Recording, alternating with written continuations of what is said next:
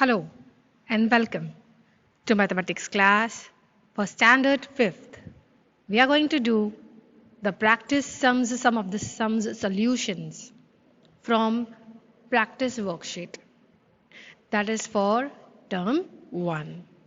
Students, our first question is, if one child weighs 25 kg, then what will be the weight of 15 such children? Students, I am explaining you not the exact sum from practice worksheet. This is a kind of sum with different digits. Yes, the digits are different, but the way of writing or the way of representing the sum should be like this. Okay, your calculation will change. That means the numbers which you are multiplying will give you a different answer, but the method won't change. Okay, students. So whatever subjective kinds of questions are there, I am going to explain you that ones. You have to write your questions solution in the method the way I am teaching you in this video. So you will solve the sums in your supplementary the way I am teaching in this video. Okay students, जो मैं अभी आपको supplementary में solve करने वाले जो sums हैं subjective type के जिसमें आपको मेथड बतानी होती है राइट, तो उसमें स्टेटमेंट्स लिखने होते हैं, जो नंबर स्टोरीज होती हैं उनमें स्टेटमेंट्स बहुत ज़रूरी हैं। तो नंबर स्टोरीज में स्टेटमेंट्स के मार्क्स इंक्लूड किए जाते हैं, इसीलिए मैं आपको स्टेटमेंट्स कैसे लिखे जाते हैं, कैसे फिर कैलकुलेटिव वर्क दिखाया जाता है, सो एंड सो फोर मैं आपको यहाँ पर बताने वाली हूँ। ओके स्टूडेंट्स, सो आप ये वाली मेथड फॉलो करेंगे, ऐसे स्टेटमेंट्स लिखना ही है आपको। ओके स्टूडेंट्स, सो ये आपको एक गाइडलाइन है कि किस तरीके से आप सब्जेक्टिव क्वेश्चंस के स्टेटमेंट्स लिखें और प्रॉब्लम सम्स को सॉल्व करेंगे। ये आपका पहला क्वेश्चन है which is a kind of sum from your practice worksheet. It is not same but it is having different digit, so you may try doing your practice sums from practice worksheet the way I am teaching you. Okay, so let's begin. As we know, we have to first write the statement. Here one child's weight is 25 kg. So what is the weight of one child? We are going to write it as a statement, that is 25 kg. So therefore what will be the weight of 15 such children? So the weight of 15 children will be, our number 15 will get multiply by 25.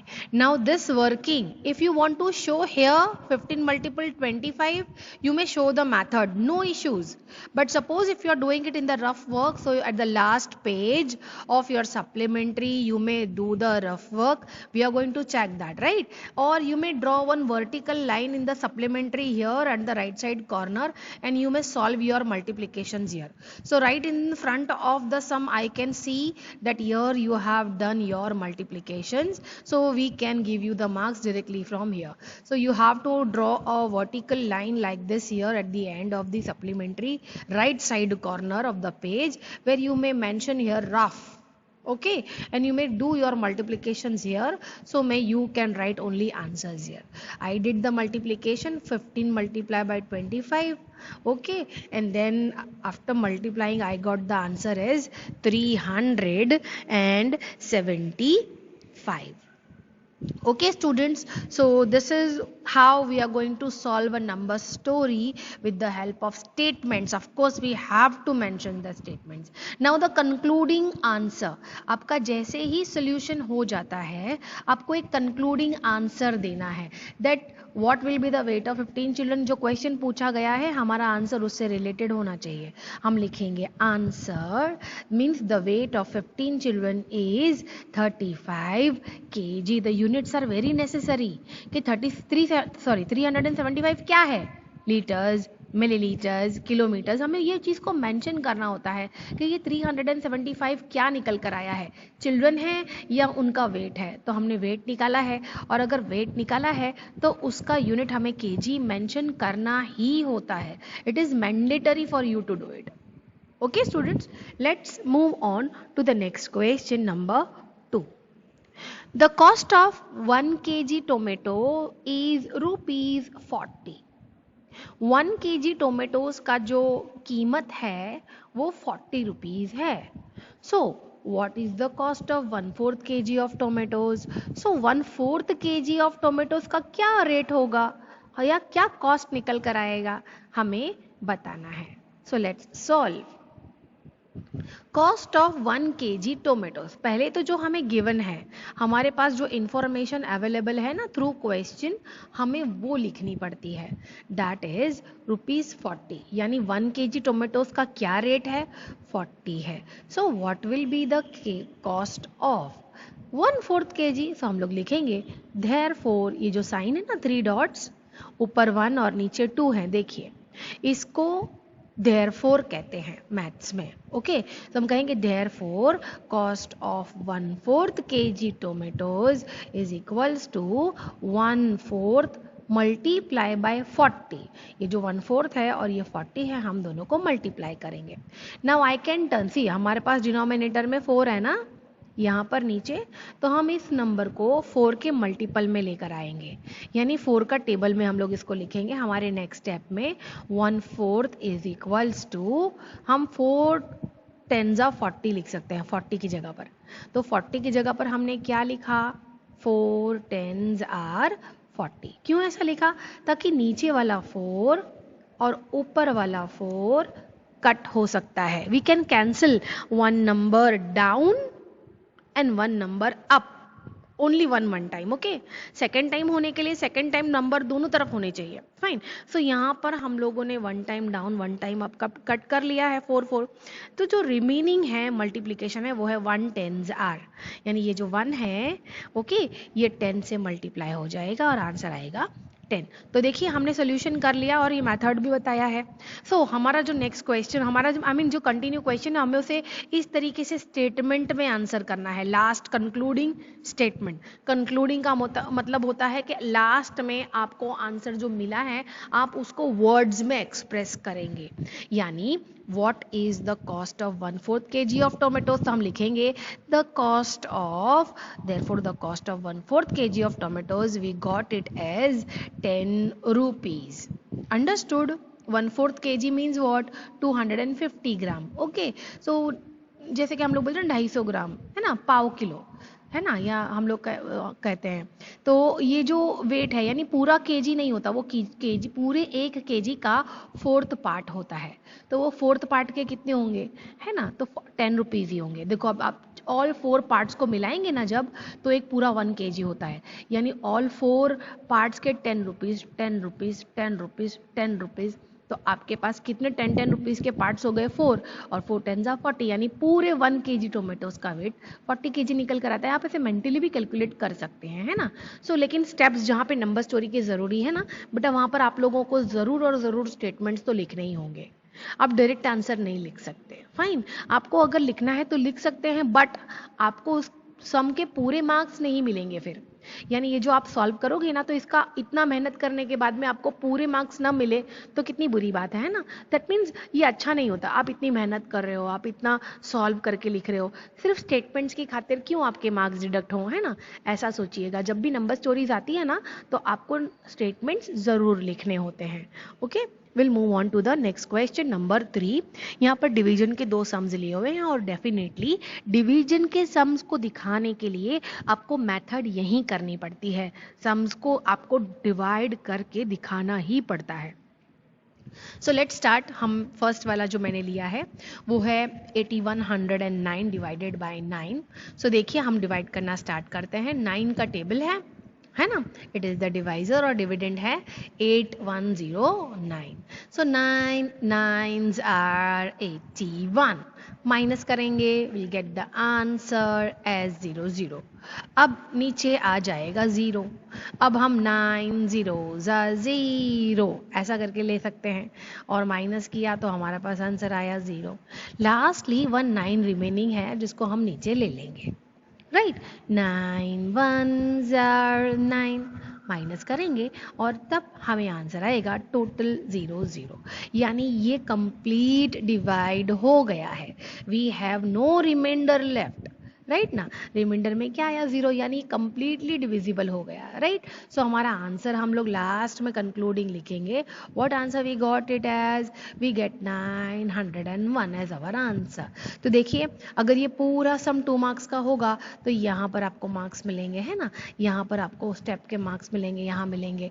सो ये जो पूरा है ना, ये पूरा आपका जो working है, अगर ये 2 मार्क्स का है तो 1.5 मार्क कैरी करता है and half marks for the answer. Understood. आप खाली आंसर लिख दोगे ना और ये वाला मेथड नहीं करोगे, सपोज रफ में कर लिया है, ओके, तो नहीं गिना जाएगा। आपको ये वाला मेथड तो यहीं पर करके दिखाना होगा। कहाँ? सप्लीमेंट्री के फ्रंट पेज पर, जहाँ पर आप अपने सॉल्यूशंस कर रहे हैं, यहाँ पर आपको ये वाला मेथड पूरा शो करना पड़ेगा, तो ही आपको इसके पूरे 2 मार्क्स मिलेंगे। और सपोज अगर 1 मार्क्स है तो पूरा 1 मार्क्स मिलेगा। You understood. फिर भले ही आपने यहाँ से उठाकर यहाँ आंसर लिखने में खाली आंसर लिख दिया हो तो भी उसके कंसिडर किए जाते हैं, इसी के अंदर ही इंक्लूडेड है। लेकिन अगर आप बैक साइड करते हो और खाली यहाँ सॉल्व करोगे, खाली यहाँ आंसर लिख दोगे, तो आपको खाली हाफ मार्क्स ही मिलेगा। So why to lose half marks?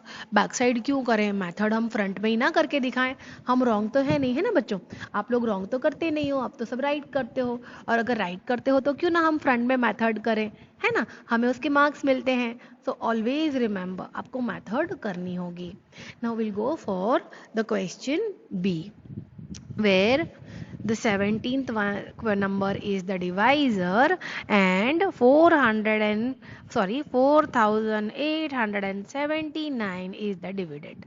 17 ones are 17, 17 twos are 34, okay, 17 threes are 51, no not possible। तो हम क्या करेंगे, 51 जो है वो 48 से ग्रेटर हो जाएगा, इसीलिए हमें लेना पड़ेगा 17 twos are 34।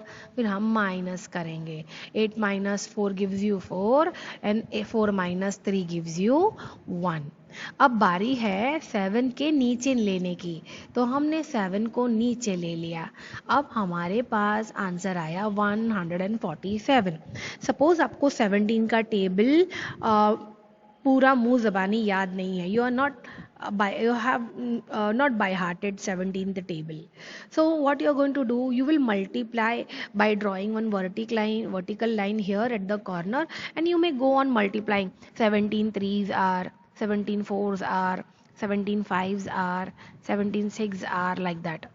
ओके अब यहाँ पर अगर हम देखते हैं तो यहाँ पर आएगा 17 8s are 136।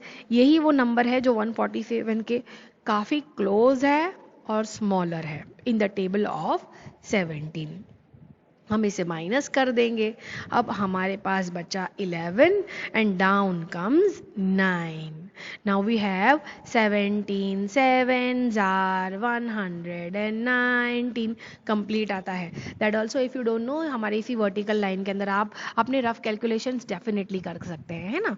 So 119 is 17 7s are minus करने पर ऑल एज 0। सो हमने कंप्लीट डिवीजन कर लिया है and we got the answer as 287. You understood, students, how to do it? Very good. Let's move on to the next question, number 4.